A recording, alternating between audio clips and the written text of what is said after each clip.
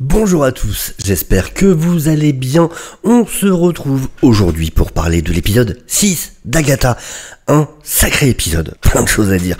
Pour vous dire la vérité, là on est vendredi, j'ai passé une grosse, quasiment toute l'après-midi hier à travailler sur la préparation pour parler de cet épisode et j'étais pas content. J'étais pas content du résultat.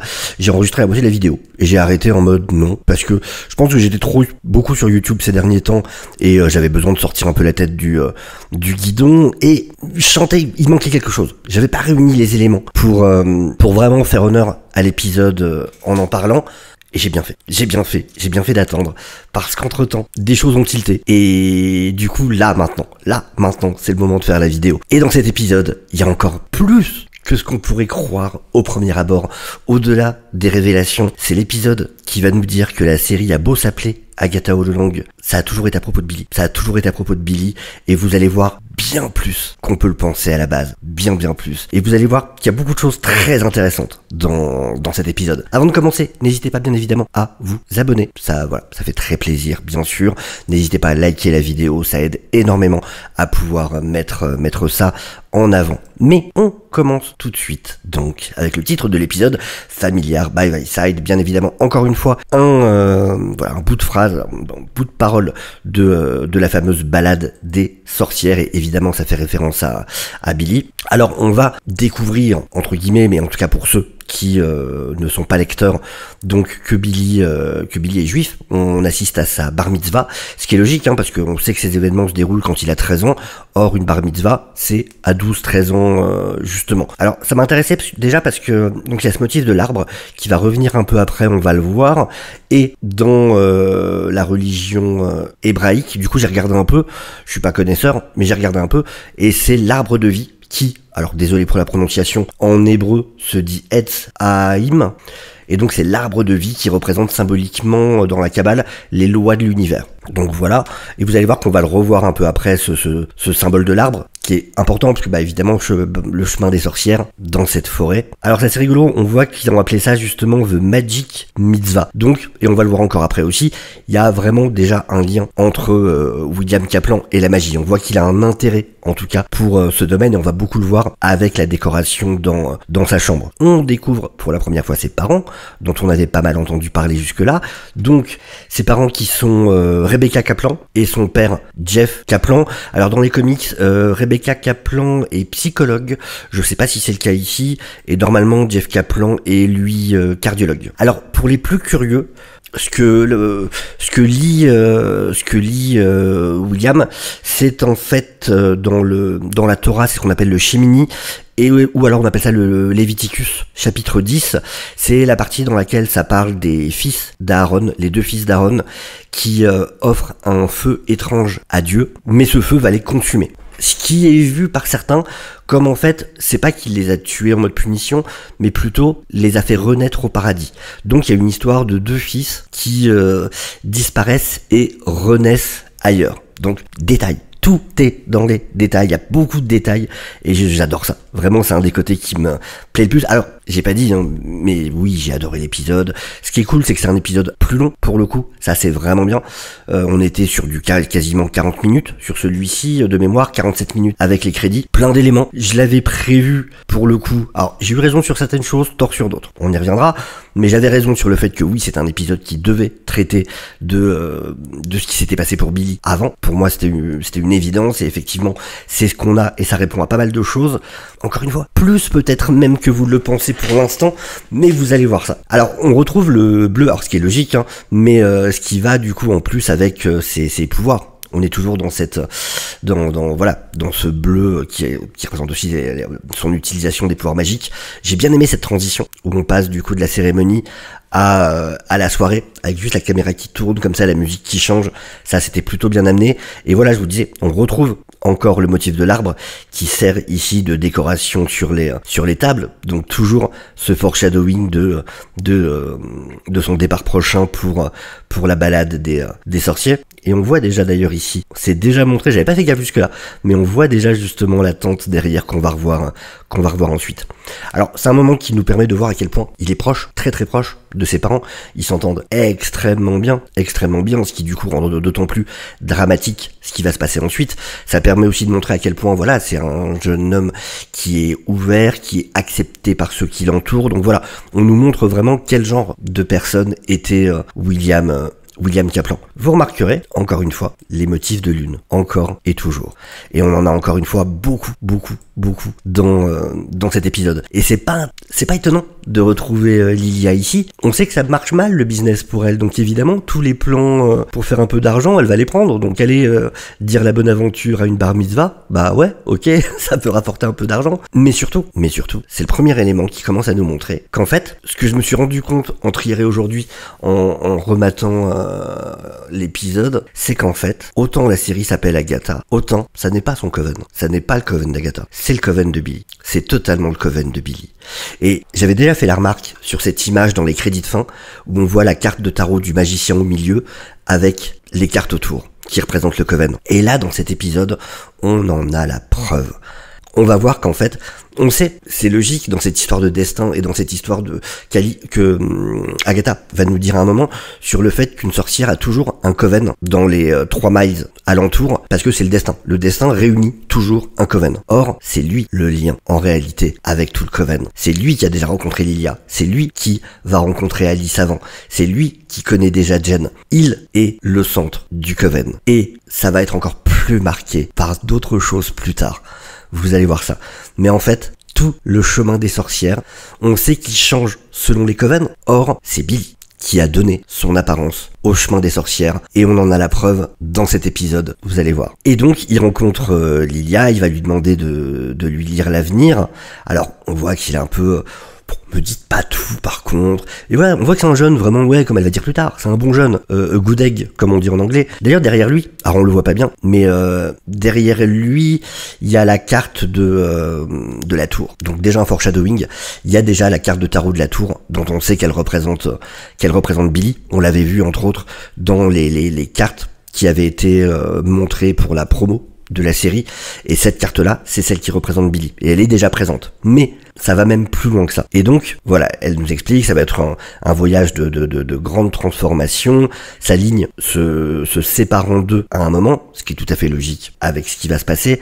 Ce qui est très intéressant, regardez ce plan-là. Voilà la tenue qu'il porte à ce moment-là, parce que c'est sa bar mitzvah, bien évidemment, bien habillée. Et là, elle le voit avec la tenue qu'il aura quand elle le rencontrera. Et derrière, elle va parler de la tour inversée après, et justement, on a la carte de la tour inversée derrière lui. Vu que l'image est à l'envers, on a la carte de la tour en inversé. Et donc, vous voyez, c'est la tenue qu'il a pendant leurs aventures communes. Et donc voilà, ta ligne de vie se sépare en deux. Et j'aime bien comme elle essaie de rattraper le truc en mode non, c'est peut-être pas mauvais, alors tu dis un homme, évidemment, en plus c'est sa bar mitzvah, donc c'est ce que signifie une bar mitzvah. C'est le moment où un jeune devient un adulte et peut décider de lui-même, de son rapport au judaïsme. Et voilà, elle dit la tour retournée, ce qu'on vient de voir juste avant, justement, dans la boule de cristal. Et j'aime bien je viens juste de me rappeler quelque chose, mais c'est Lilia. Lilia, le temps pour elle ne fonctionne pas de la même manière. Et quand elle dit je viens de me rappeler quelque chose, elle ne vient pas de se rappeler quelque chose du passé, elle vient de se rappeler quelque chose de l'avenir. C'est ça le truc. Pour elle, c'est pas cette espèce de ligne continue sur laquelle les gens vivent normalement. Référence à Argento. J'aime beaucoup la vibe ici. C'est très, ça fait très les débuts d'Argento. Dario Argento, réalisateur italien, dont certains des films ont servi de grosse inspiration pour le chemin des sorcières. On se rappelle que la partie où ils doivent faire de la musique, c'est totalement tiré de le décor et tout ça. C'est beaucoup tiré de Suspiria, un film de Dario Argento. Donc déjà, Argento, ça fait partie de l'univers de Billy. Ça fait partie des références de Billy. Pas des autres. Personne n'en parle d'Argento ou quoi. Elle a même pas l'air de connaître. Agatha en a jamais parlé. Ça fait partie de l'univers de Billy. Et donc elle lui dit, pas besoin d'être une médium pour voir que t'es un bon jeune. Profite du présent. Et quand on sait ce qui va se passer dans vraiment pas longtemps, c'est absolument horrible. C'est, gamin, profite du présent. Il te reste 1 heure. C'est quand même assez moche. Et donc on voit que ça la travaille cette rencontre, et on découvre que c'est Lilia qui dessine le sigil. Alors, je m'étais trompé. Je pensais que c'était Billy qui l'avait fait lui-même. Il s'avère que non. C'est Lilia, meuf Lilia, le jour où Wanda fait son retour, planque-toi de ouf. Elle va te défoncer. Faut quand même se rendre compte que tout Multiverse of Madness est arrivé à cause de ce moment, parce qu'elle a fait Sigil. Alors elle a certainement ses raisons, et on va certainement en découvrir plus à un moment, mais tout ce qu'a fait Wanda dans Multiverse of Madness, c'est à cause de ça. Meuf, elle va pas te louper. C'est le fait qu'elle aille chercher dans le multivers et compagnie, c'est parce qu'à cause de Sigil, elle pouvait pas sentir la présence de ses enfants à quelques kilomètres, dans la ville juste à côté. T'es dans la merde. Je t'adore, Lilia. Cours. Dès que Wanda revient, cavale, comme jamais t'as cavalé dans ta vie. Cavale pour ta vie. Vraiment, sauve-toi. Et donc elle lui met dans sa veste qu'il a oublié dans la tente. Et donc, dès qu'elle sort, ça fait qu'elle a oublié quel gamin elle a vu, elle se rappelle plus de cette discussion. Alors, de ce que je comprends, du coup, c'est un truc que j'avais pas calé jusque-là, mais en fait, ça a l'air de fonctionner que sur les sorcières.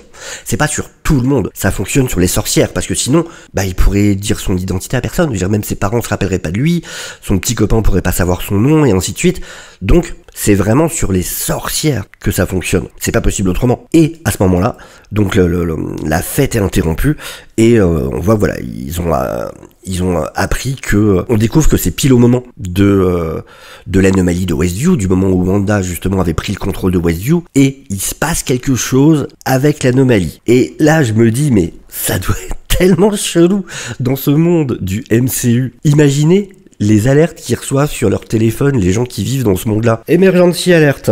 Rentrez vite chez vous. Un robot rebelle vient de décider de lancer une ville sur la Terre pour nous tuer. Ah, emergency alert. Attention, il y a eu une attaque d'aliens à New York.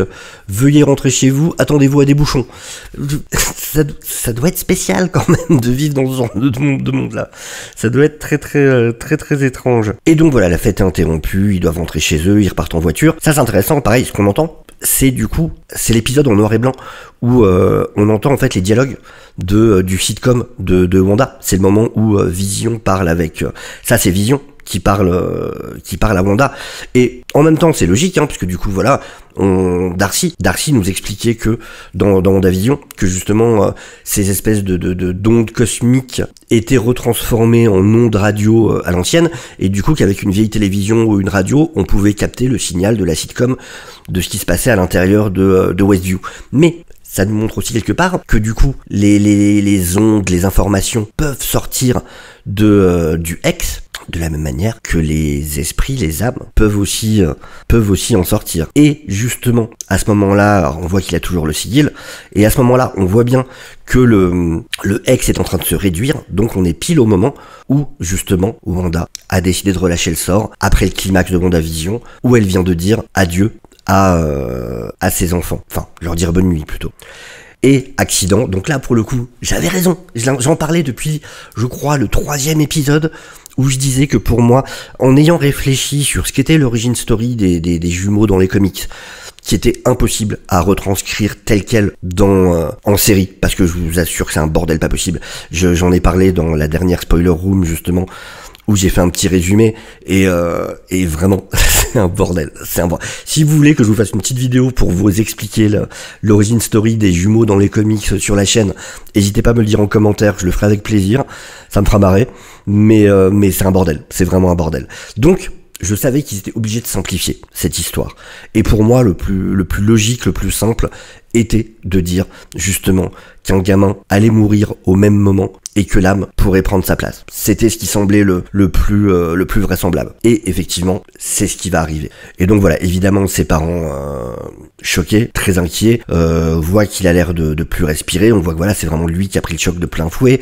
Le père va aller essayer d'arrêter une voiture de police qui passait dans les parages. Et c'est ce moment-là où on entend un petit peu des musiques de WandaVision. On entend son cœur qui ralentit, qui arrête de battre. Et là, on entend justement le moment des frangins qui se disent au revoir. Good night Tommy, good night Billy. Et il se réveille en disant Tommy. Mais on voit qu'il a l'air perdu. Et là, apparition d'Alice Wu, dont on savait effectivement qu'elle avait été flic. Et donc, elle était présente. Encore une fois, le destin, cette histoire de Coven dans les 3 miles, et toutes étaient présentes et ont déjà rencontré et avaient déjà rencontré en fait Billy. On le voit. Alors je trouve qu'il joue très bien, hein, vraiment. On voit tout de suite le côté je suis perdu.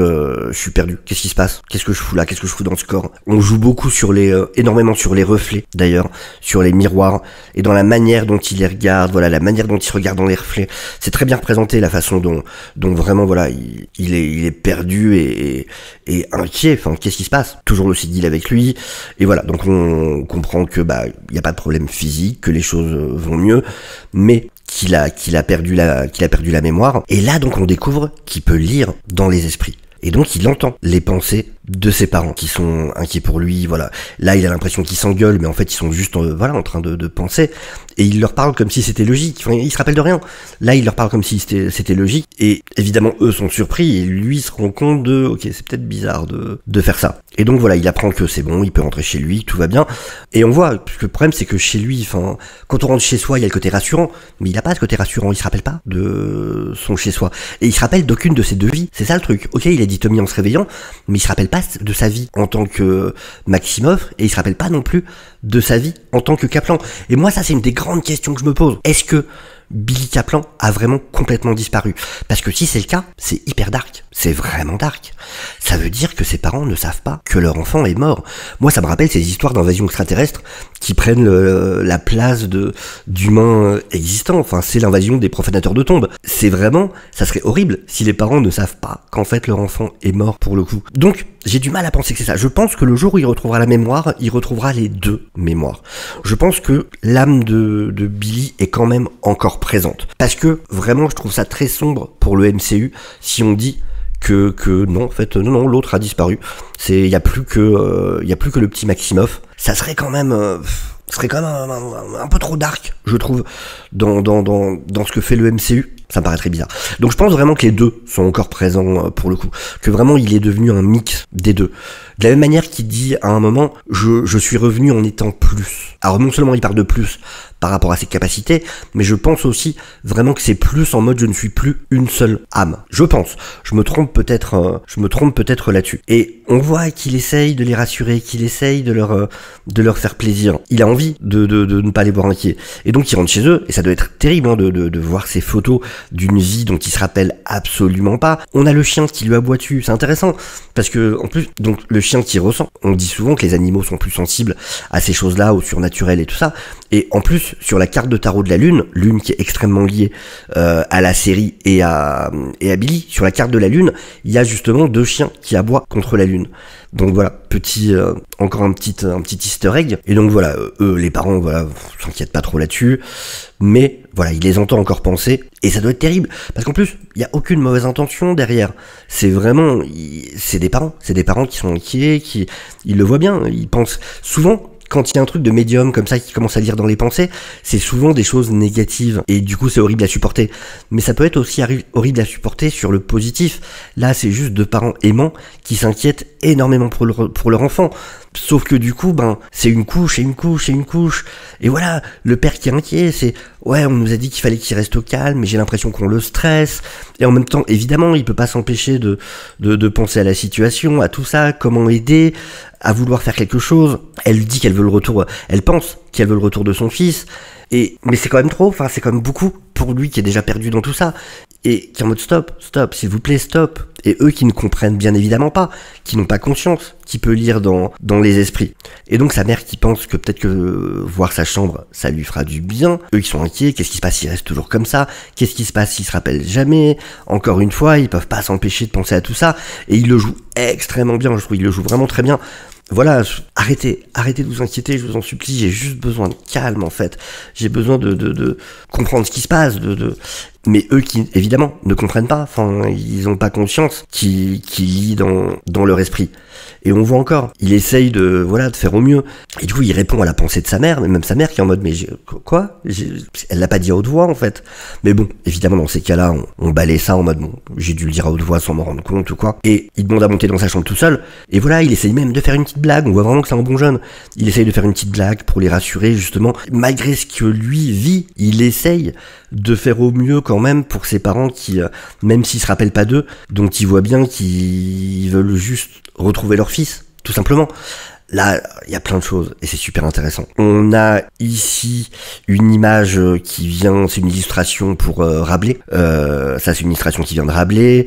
Ici, c'est une illustration de la fin du XVIIe siècle qui existe réellement et qui représente. Ça, c'est marrant parce que ça rejoint le délire d'Agatha dans Le Chemin des Sorcières où elle parle d'inversion des valeurs et dans la balade des sorcières, wrong is right and right is wrong. Et justement, ça représente l'inversion des valeurs. C'est une illustration qui montre que les pauvres, en ne faisant rien, ont l'abondance, justement. Donc, on est vraiment, encore une fois, dans ce même thème. Et j'aime beaucoup le fait que ce soit des choses existantes à chaque fois. Ça, c'est super intéressant d'avoir vraiment été prendre des choses qui existent. Là, on a donc Houdini qui était un magicien, mais en plus un magicien juif, qui a inspiré beaucoup de jeunes juifs à devenir magiciens eux aussi. Et donc, encore une fois, donc l'attrait déjà du gamin avant pour la magie. Ici, ça c'est une collection de livres du magicien d'Oz. Donc le magicien d'Oz qui a une énorme référence dans toute cette histoire. Le fait qu'il s'intéresse déjà au rock mystique, encore une fois. Enfin, il y a vraiment beaucoup de choses. Ici, on a un poster de, je crois que c'est Narnia, celui-là. Donc le fait d'aller dans un autre monde. Voilà. Alors on en reparlera encore plus précisément même dans le live, bien évidemment, du samedi soir. Il y aura le replay sur la chaîne. Mais voilà, on reviendra encore plus sur tous les détails. Mais faut que je vous en donne déjà certains. Et regardez là, plein de jeux de société. Ce qu'on retrouve dans l'épreuve d'Agatha, dans la maison de l'épreuve d'Agatha, où il y avait justement plein de jeux de société. Et on va voir au fur et à mesure, comme je vous disais, que le chemin des sorcières, on sait qu'il change d'apparence selon le Coven. Il a changé d'apparence, il a pris une apparence qui correspondait à Billy. C'est Billy qui est au centre de tout ça. Ce drapeau d'Isdiou, on le voit aussi dans l'épreuve d'Agatha. Le magicien d'Oz, c'est lui qui en est passionné. Alice au pays des merveilles. On a ici Taram et le chaudron magique. Alors ça, c'est une affiche, c'est une île qui existe vraiment, pour le coup. Je connaissais pas du tout. C'est Assateague Island, qui est au large de la Virginie et du Maryland, côté Atlantique. Et c'est une île qui est très connue pour ses chevaux sauvages, en fait. Et il n'y a pas d'habitants sur cette île. On peut y aller pour de la randonnée. Mais voilà, il y a plein de chevaux sauvages. Et on voit un phare, comme on voyait un phare sur l'affiche, encore une fois, dans l'épreuve d'Agatha. Il y a plein d'éléments. Et là, la lune, encore une fois, encore une lune. Il y a plein d'éléments qui montrent qu'en fait, tout dans le chemin des sorcières vient des éléments qui entourent Billy à la base. Ici, on a une parodie de l'affiche des Goonies avec le bateau pirate qu'ils ont appelé Goofballs ici, mais en fait, c'est clairement une version des Goonies. Encore Houdini. On a aussi les personnages du magicien d'Oz. Ici c'est le lion, Dorothy, on a l'épouvantail, on a la sorcière. Donc encore une fois, tous ces éléments-là. Donc il regarde la photo, voilà, avec ses parents, il essaye encore de se rappeler. Et alors, j'aime beaucoup ce moment-là, où vraiment on voit le côté, lui se regarde dans le miroir, quelque part essaye de se reconnaître, et en même temps, le fait qu'il y ait le deuxième miroir de lui qui se regarde de l'extérieur. Ça montre vraiment cette dissonance sur son identité. Et lui qui va répéter, je suis William Kaplan, je suis William Kaplan, je suis William Kaplan, qui essaye, voilà, de le rendre réel en le répétant. Et ça rejoint énormément, c'est ça qui est intéressant aussi, ça rejoint faut savoir que dans les comics, Billy Kaplan, son pouvoir, il doit faire des incantations. Donc c'est un sorcier hyper puissant, mais il doit faire des incantations. Mais ces incantations en elles-mêmes n'ont pas de pouvoir. Le fait de faire les incantations, c'est parce qu'en répétant une formule, ça lui permet de focus son cerveau et de la rendre réelle. Donc, ça n'est pas la formule qui a du pouvoir, c'est le fait de la répéter qui la rend réelle dans son cerveau et qui lui permet de la projeter. Et de la même manière, ici, en répétant « Je suis William Kaplan », il essaye de rendre ça réel, en fait. Et donc, on passe à 3 ans plus tard, on découvre, donc, voilà, c'est lui avec son petit ami, et pour le coup, bravo Disney, bravo Disney. C'est vraiment une des premières fois, à la limite, il y a la fois dans Les Éternels, avec le couple marié, mais où là, c'est assumé. C'est vraiment assumé. C'est pas un bisou en fond, faut pas cligner des yeux, machin. C'est assumé d'avoir un véritable couple gay. Et c'est très bien. Et ce que j'aime beaucoup, c'est que on n'a pas le côté « Regardez, ils sont gays, regardez, c'est fou, ils sont gays ». Non, c'est juste un couple. Et pour le coup, je les trouve assez mignons, assez touchants. Puis voilà, son petit ami en plus qui... on voit qui est vraiment adorable et qui est hyper présent. Et on est dans un de ces cas où, ouais, ok, ils sont gays, et en tant qu'hétéro, je peux parfaitement m'identifier dans le sens où, bah, c'est juste une histoire d'amour, en fait. Et une histoire d'amour, que ce soit deux personnes gays, que ce soit deux personnes hétéros, quoi que ce soit, bah c'est pareil, c'est une histoire d'amour en fait. Donc, et c'était la même chose dans Eternal, ce qui m'avait vraiment plu, c'était ce côté de n'importe qui peut s'identifier parce que c'est un couple qui a peur pour son enfant. Et n'importe quel couple, de quelque manière qu'il soit composé, aura peur pour son enfant. Il n'y a pas besoin d'être un couple gay pour ressentir la même chose. Et là, pareil, pour le coup. Et c'est très cool parce que voilà, ça va permettre à plein de gens de pouvoir s'identifier, et tant mieux, ça fait plaisir pour eux. Et donc, on va avoir tout ce moment où, donc on voit qu'il lui a déjà parlé du sigil, hein, il lui a pas caché, et on voit qu'il a toujours pas compris, vraiment, comment se servir de, quelle était la signification, à quoi ça servait, et il dit qu'il a pas réussi à décoder en gros son utilité, et donc là il entend dans ses pensées. Et il entend qu'il va lui dire qu'il l'aime. Et là, il s'arrête direct. Et en gros, il veut être honnête avec lui avant. Il a besoin d'être honnête sur qui il est. Ou sur qui il n'est pas, pour le coup. Et donc, il va lui raconter justement son accident. Et donc déjà il lui dit, voilà, quand je ressens vraiment des choses pour quelqu'un, quand je me sens proche de quelqu'un, eh ben j'entends, et il finit pas sa phrase en mode, oulala, ok, j'ai l'air d'être un type super chelou. Et il va lui reparler de l'accident. Alors déjà c'est marrant, il s'appelle Eddie. Eddie, sachant que le petit ami de Billy dans les comics c'est Teddy Hulkling. Hulkling s'appelle Teddy. C'est marrant qu'ils aient mis un prénom aussi proche si il doit plus tard rencontrer Hulkling. Donc je me demande, est-ce que c'est pas une version différente? Est-ce qu'ils l'ont pas appelé Eddie? Enfin, ça serait étonnant, mais je sais pas. C'est bizarre qu'il l'ait appelé d'un prénom aussi proche que celui de Hulkling. Et donc voilà, il va lui expliquer que bah il est mort dans l'accident et que quand il est revenu, il était différent, quelque chose d'autre, quelque chose de plus. Je ne suis pas William Kaplan, en tout cas pas entièrement. Et du coup, est-ce qu'il fait juste la différenciation entre le corps et son âme, ou est-ce que quand il dit pas entièrement, c'est qu'il y a quand même les deux âmes encore présentes? Ça, c'est vraiment une question que je me pose pour le coup, à laquelle j'ai pas encore la réponse. Et donc voilà, il explique qu'il se rappelle de rien d'avant l'accident. J'ai juste fait semblant d'avoir récupéré pour que les parents s'inquiètent pas, mais voilà, rien n'a me paru normal jusqu'à ce que je te rencontre, mais il veut qu'ils connaissent la vérité, voilà. Et ça, c'est être honnête, et c'est très bien pour le coup. Mais, donc voilà, il lui fait sa petite déclaration, c'est mignon, machin. Mais il va poser une question super intéressante pour le coup. Son petit ami, c'est ok, mais dans ce cas, si t'es pas William Kaplan, qui es-tu? Et là, encore une fois, c'est très intéressant. Rappelez-vous, ça, c'est la guirlande qui est dans la maison de l'épreuve d'Agatha. Sur son siège, on a des motifs des différentes phases de la lune. On a encore dans cette chambre plein d'éléments qui sont à nouveau présents dans la route des sorcières. Et donc on va découvrir qu'il a créé qu'il a fait des recherches, qu'il a créé tout un dossier. Là encore une fois, la lune présente un peu partout, un poster de The Craft. Il y a une image dans les crédits de fin de la série. Saw, une affiche de Saw. Et Saw, c'est quoi? C'est des épreuves avec un chrono. Exactement ce qui se passe sur la route des sorcières. Cette lampe, quand on la voit plus près un moment, on voit que c'est vraiment une représentation de la lune.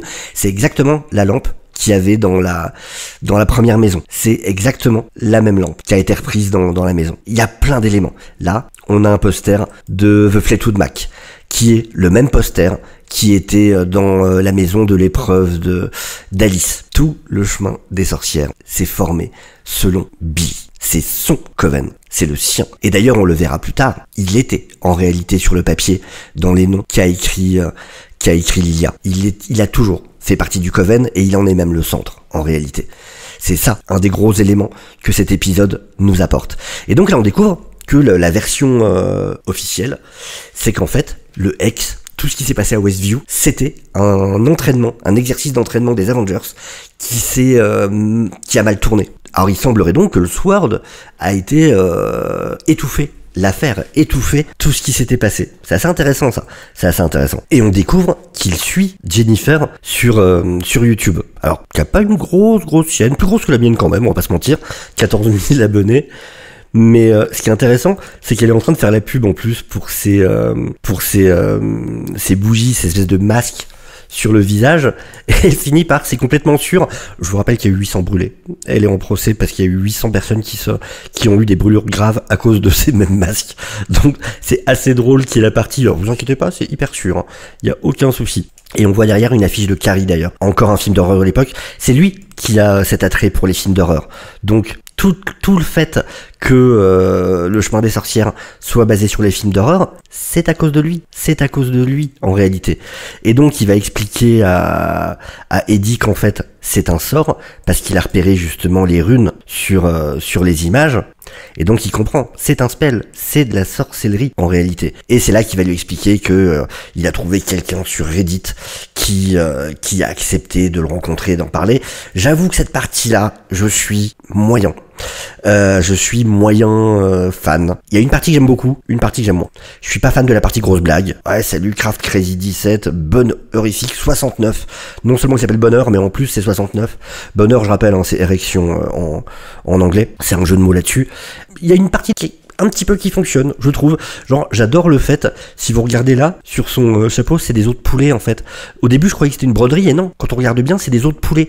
C'est une espèce de sort pour repousser les sorcières, en fait.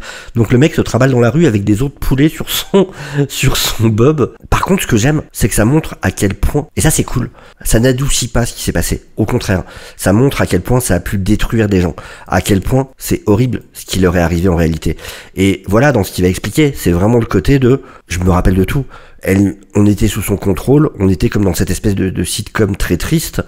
On pouvait pas parler, bouger, faire quoi que ce soit par nous-mêmes. On était juste des témoins, comme si on regardait un show télé dans la peau d'un personnage et qu'on pouvait décider de rien et qu'on pouvait même pas l'arrêter, même pas éteindre cette télé. Et ça, j'aime bien cette partie-là, qu'on nous rappelle à quel point effectivement ça a été horrible pour les habitants. On n'essaye pas de dire oh ça va, c'est pas. Non, c'est vraiment ouais non, c'était dur ce qui leur est arrivé en réalité. Et voilà, il dit voilà en gros qu'il se réveille encore en faisant des cauchemars toutes les nuits.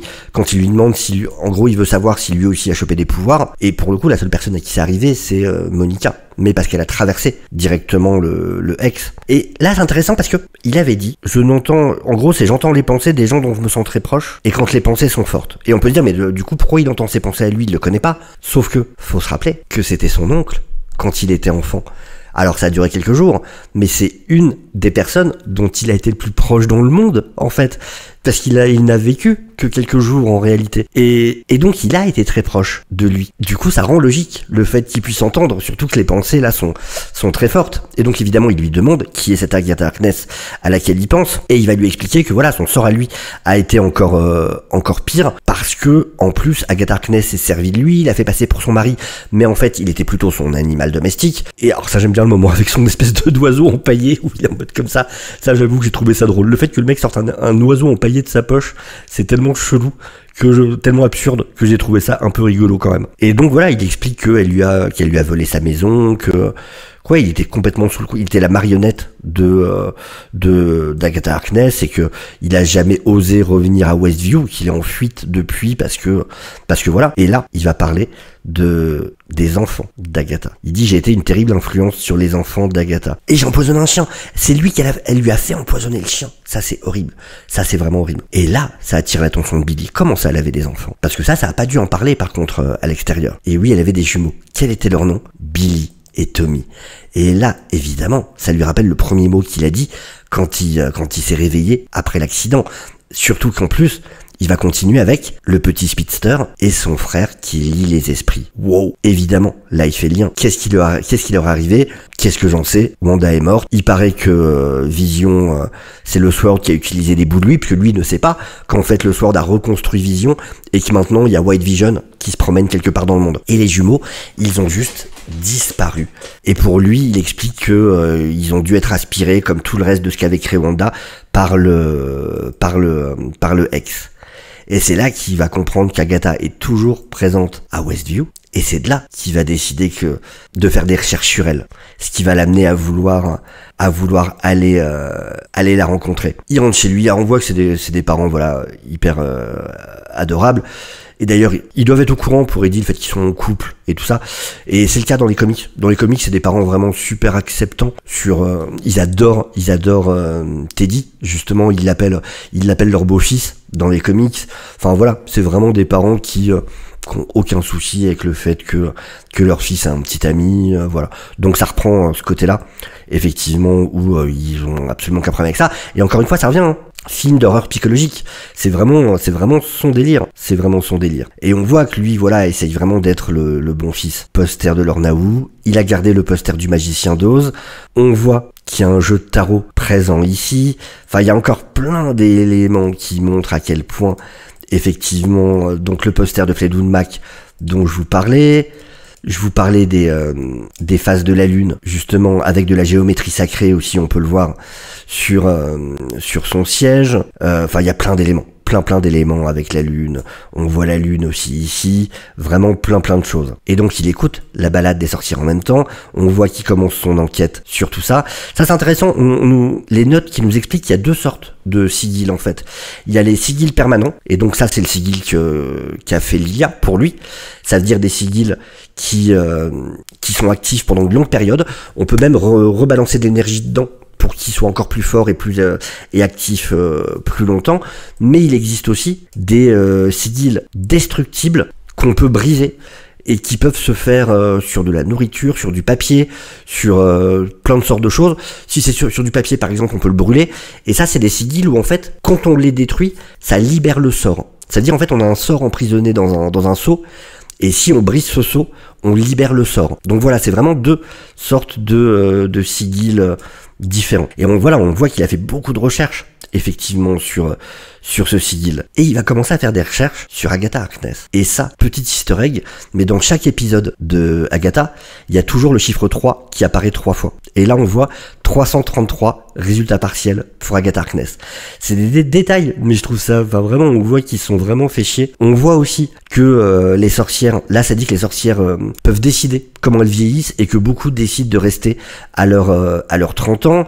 On a un espèce de parodie de Reddit, et justement avec quelqu'un qui parle des sorcières, est-ce qu'elles ont survécu au procès à l'époque de Salem. Et voilà, on voit ici, du coup, c'est un site à la Reddit, des rumeurs de sorcières qui ont survécu au procès de Salem. Ça parle de sorcières qui peuvent vivre des centaines d'années. Ça parle même de la mère d'Agatha Harkness, Evanora Harkness. Et là, il découvre, première fois qu'il voit Agatha Harkness avec cette vieille image. On va découvrir qu'elle était présente pour le crash du Zeppelin de Nuremberg. On la voit ici, c'est elle en fait qui est présente ici, et on va découvrir qu'elle était présente pour plusieurs catastrophes. Pareil pour le Titanic, elle était là. Et là, ce que je me dis, j'ai vu certaines personnes qui se disaient « Ah, mais donc elle les a provoquées ». Je pense pas. En revanche, on sait qu'elle est sortie avec la mort. Est-ce qu'elle était pas présente plutôt dans le sens de, bah, en gros, sa meuf va taffer. Sa meuf va taffer et du coup, elle est là aussi. Est-ce qu'elles partaient pas ensemble parce que Rio savait évidemment que beaucoup de gens allaient mourir, qu'elle devait être présente, et elle emmenait Agatha avec elle en mode bah viens, je dois aller. En gros, c'est j'emmène ma meuf parce que j'ai un voyage professionnel. Pour moi, ça serait plutôt ça. Je pense plutôt que ça serait ça. Ça se trouve, là, sur le côté, en fait, il y a Rio. On découvre que c'est elle, Jolene. Alors, il faut savoir que donc la chanson Jolene de Dolly Parton, Jolene, c'est quelqu'un qui a volé ou qui voulait voler le mec de Dolly Parton. Et donc, ça vient de là, ce titre Jolene. Et donc, bien sûr qu'elle est Jolene. Agatha Harkness est célèbre. Regardez mon site, Brujapédia. Alors, Brujapédia, qui est un jeu sur Wikipédia, et Bruja, en espagnol, qui veut dire sorcière, tout simplement. C'est pour ça. J'aime bien je paierais beaucoup d'argent pour me faire gifler par Dolly. Elle est chanceuse. Je trouve ça drôle. C'est tellement ce qu'on pourrait voir sur Internet. Et voilà. Effectivement, on voit que ça dit qu'elle possède des pouvoirs de succube. Donc ça, c'est le fait de pouvoir absorber les pouvoirs. Qu'elle a tué entièrement son coven. Que son surnom, c'est la tueuse de sorcières. On voit qu'elle a été vue à Nashville, Tennessee en 1973. Elle était là dans le désastre de Hindenburg. Elle était sur le Titanic. Mais encore une fois, moi je pense plutôt qu'elle était présente parce que Rio. Parce que elle sortait avec la mort. Ça, image qu'on avait vue dans le trailer, justement. Et là, seule survivante de la route des sorcières. Oh oh. Et pareil, ce disque, c'est exactement le disque qu'on avait vu dans l'épisode avec l'épreuve d'Alice. C'est exactement le même, avec cet autocollant rouge. Encore une fois, tous les éléments dans la route des sorcières viennent en fait de Billy, viennent de ce qui entoure Billy dans le monde réel. C'est assez fou, c'est assez fou.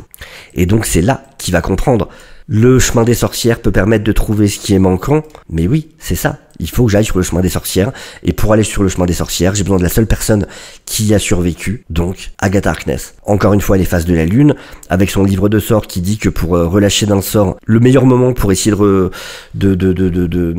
briser un sort, c'est pendant une certaine phase de la lune. Donc c'est pour ça qu'il s'y rend à ce moment-là. Et là, quand je vous disais qu'en fait son nom était sur la liste qu'avait fait Lilia, c'est à cause de ce moment où il est en train d'échanger avec son petit ami et le Blackheart.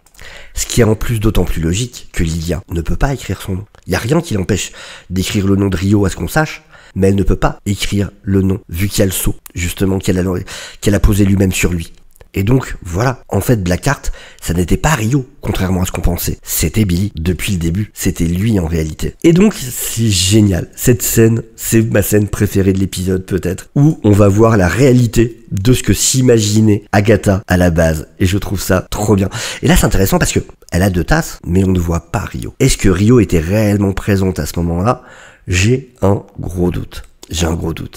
Et donc lui essaie de trouver un objet qui lui appartient, et voilà, il va tomber sur la fameuse broche, qui évidemment est l'objet dont elle est la plus proche. Et donc c'est le moment où il fait du bruit, où elle l'entend, où elle fonce, et je pense qu'elle parlait toute seule à ce moment-là, et on voit que la poursuite n'a rien à voir avec ce qu'on avait vu la première fois, où en fait c'est vraiment la poursuite de merde, où les deux sont des incapables, ils sont pas du tout faits pour ça, n'arrêtent pas de se péter la gueule, enfin je trouve ça vraiment très drôle de voir la comparaison des 2 scènes.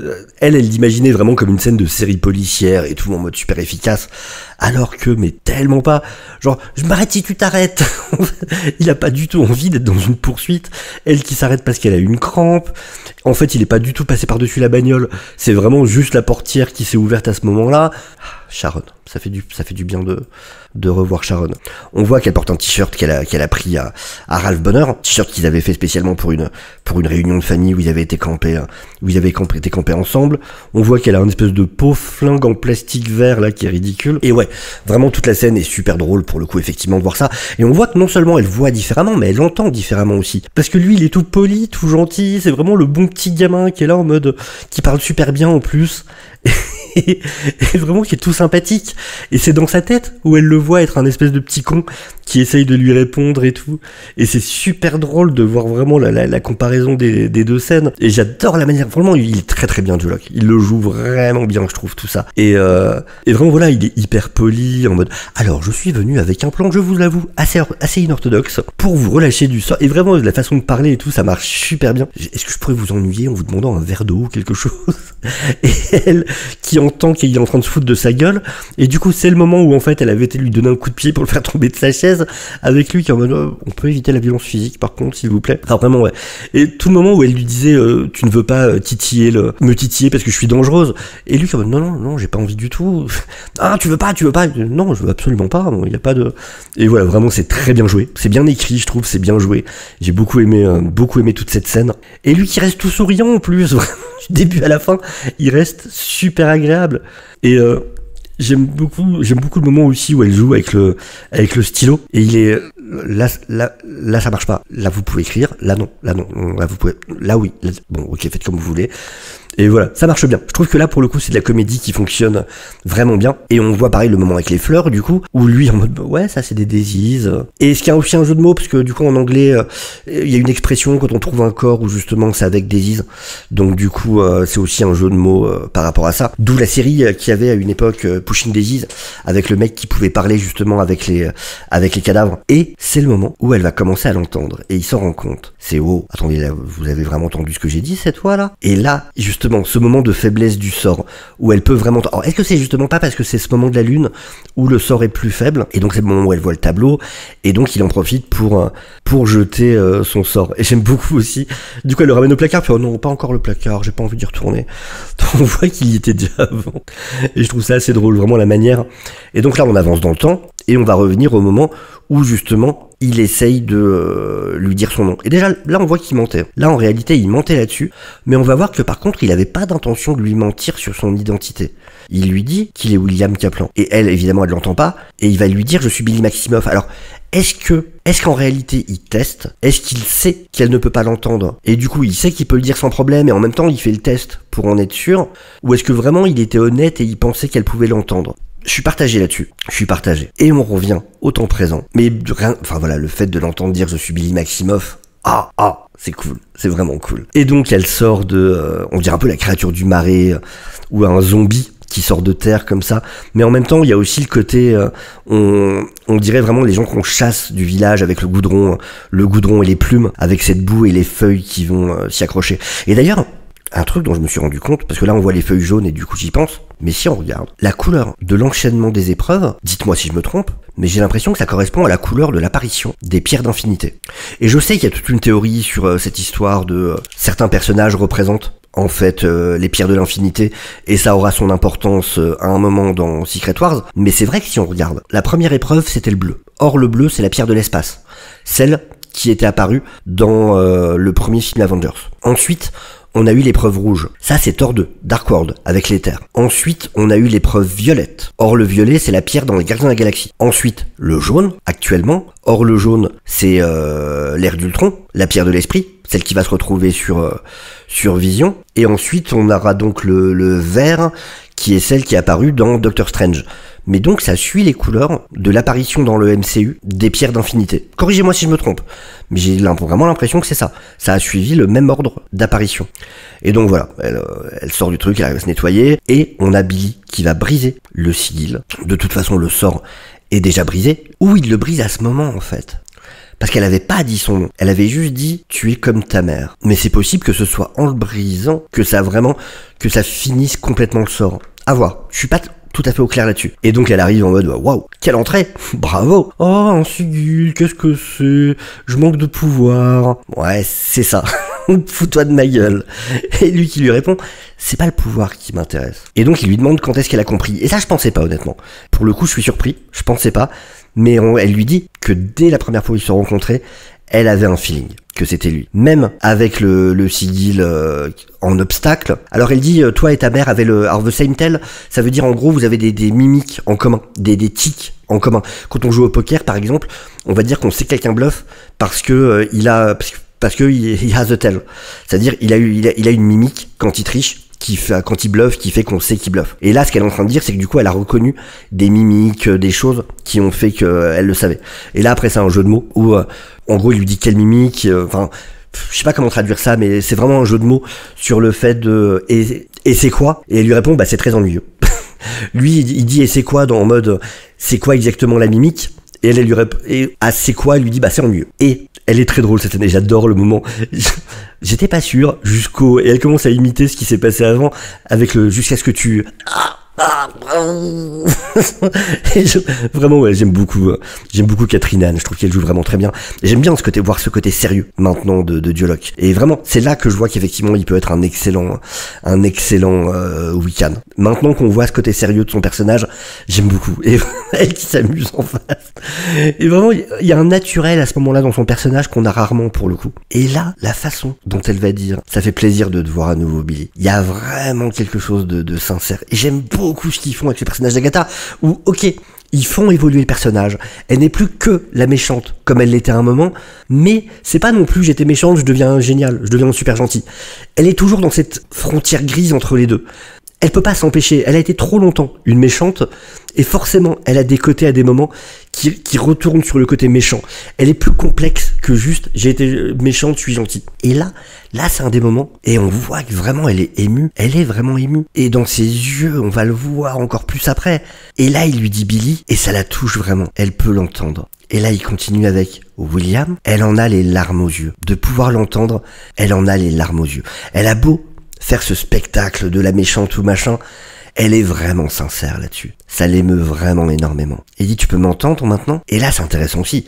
Toute sorcière avec un cœur qui bat peut t'entendre désormais. Wanda, est-ce que son cœur bat encore? Est-ce que maintenant Wanda va être... Est-ce qu'elle est vraiment morte? Est-ce que même morte, elle va être consciente de ça et être capable de revenir? À voir. Ça peut amener des sacrées choses.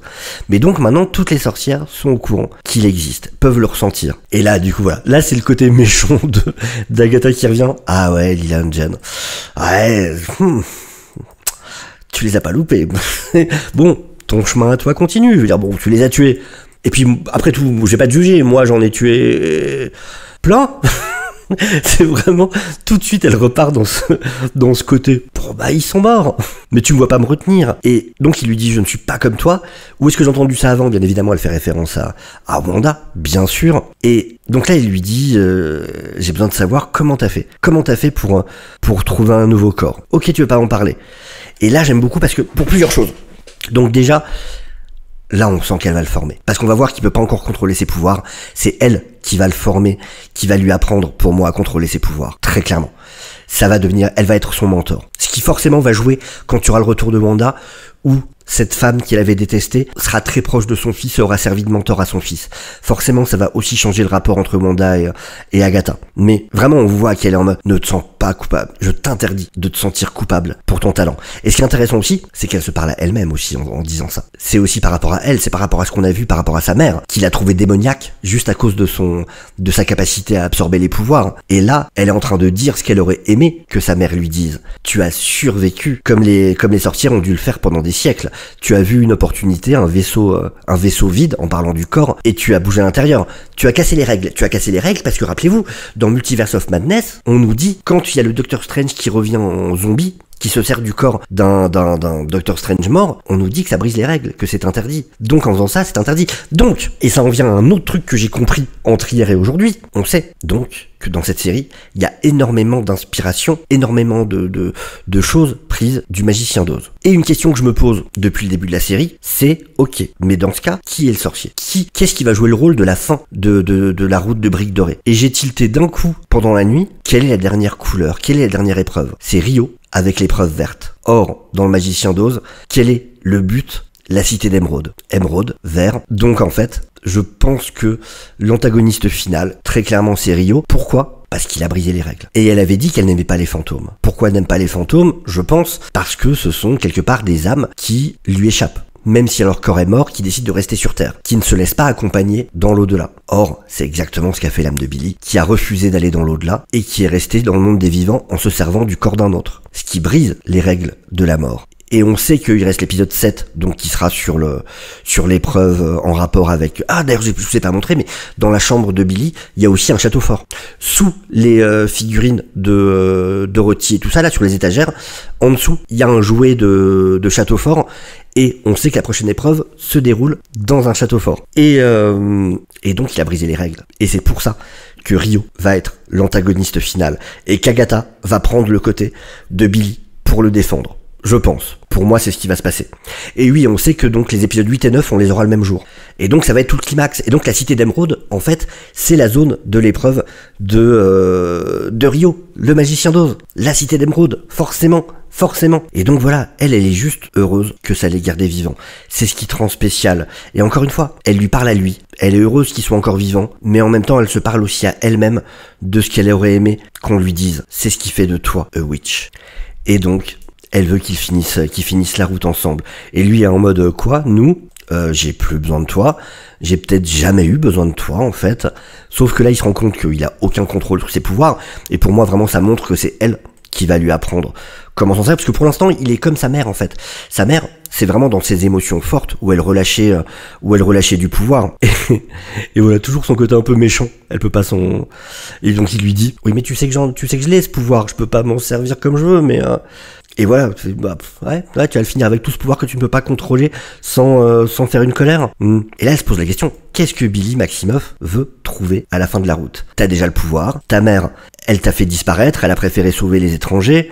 Alors j'aime beaucoup Robo Papa. Faudrait que la série s'appelle Robo Papa Quest. Je trouverais ça vachement plus cool. Et donc elle dit, voilà, il est en plein de pièces, donc qu'est-ce qui reste? Oh, vous êtes deux. Tu cherches Toby. Elle a vraiment un problème avec les noms. Et ça, je peux pas lui en vouloir, je suis pareil. Mais elle a vraiment un problème avec les noms. Non, Tommy. Oui, c'est ce que j'ai dit. Et là, il dit donc, je peux le sentir, mais je peux pas le trouver. En gros, il est conscient de sa présence, il peut le ressentir, mais il peut pas savoir où il est. Et j'aime beaucoup le, oh là, t'es vraiment Maximoff. Sinon, rien de tout ça serait aussi dramatique. Mais on voit quand même que ça la touche quand il dit ensuite « c'est mon frère ». Et là, ce côté famille, de la même manière qu'elle aimerait tellement pouvoir retrouver son fils, le fait que ce soit si important pour lui de retrouver son frère, ça la touche. Ça la touche vraiment. Et on voit que là, c'est vraiment... Enfin, vraiment, je trouve que c'est hyper bien joué. Je trouve que c'est très très bien interprété pour le coup. Et donc voilà, il lui dit en gros, par contre, je te fais plus confiance. C'est plus le même rapport. J'ai zéro confiance en toi. Jamais. Et voilà, elle est à moitié dans ce personnage, à moitié dans le naturel. Et ok, j'ai compris. Allons-y. Et le dernier qui arrive est une personne gentille. Encore une fois, sur le truc de retournement des valeurs. Ce qu'on avait dans l'illustration, dans sa chambre, présent encore une fois. Et c'est parti pour la dernière épreuve. Et j'aime beaucoup ce « je ne suis pas si gentil ». Et on termine là-dessus. Vraiment, vraiment, vraiment super épisode. Et vous voyez, une vidéo qui dure beaucoup trop longtemps. Mais tellement trop longtemps. Merci à ceux qui sont arrivés jusque là, vous êtes des oufs. Vous êtes des oufs et merci énormément en tout cas. Mais je pouvais pas faire moins, j'avais vraiment beaucoup de choses à dire sur cet épisode. Je suis très très impatient de la suite, très impatient de retrouver Dr Salience aussi pour en parler en live et avoir vos théories à vous, vos avis à vous. N'hésitez pas à nous rejoindre ou alors en tout cas il y aura le replay sur la chaîne si vous avez loupé le live. On fait ça les samedis soirs en général avec Dr Salience. Mais en tout cas écoutez, je vais vous laisser là parce que ça fait déjà beaucoup trop longtemps. Je vous fais des gros bisous, je vous dis à très bientôt, prenez soin de vous, ciao ciao.